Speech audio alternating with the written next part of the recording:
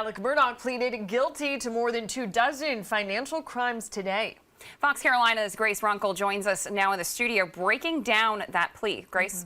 Well, that's right. Murdaugh admitted in court today that he did commit bank fraud and money laundering. He pleaded guilty to 22 counts of financial fraud, adding up to more than $10.5 million. Murdaugh is already serving 2 consecutive life sentences for the murders of his wife Maggie and his son Paul. He still says he was not responsible for the killings, but today he told the judge he wanted to be held accountable for stealing from his clients and do right by his surviving son, Buster.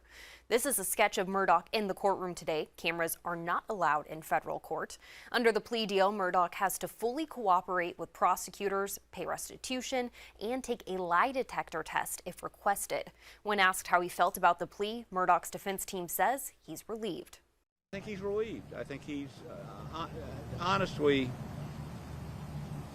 there's 2 things Alex will tell you. 1, he stole the money. 2, he did not kill Maggie and Paul.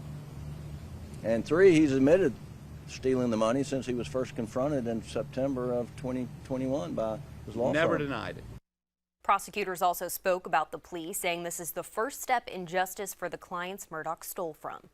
His plea in federal court today is the product of nearly 2 years of investigative work by the FBI and the South Carolina Law Enforcement Division.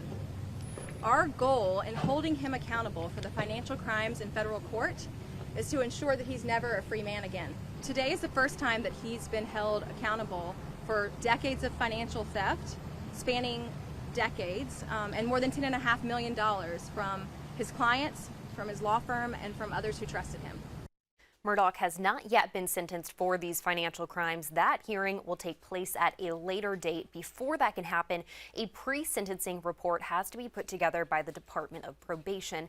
That's going to determine a range of years that Murdaugh could be in prison for. Then the state will base their recommendation off of that, but the judge has final say. Live in the studio, Grace Runkle, Fox Carolina News.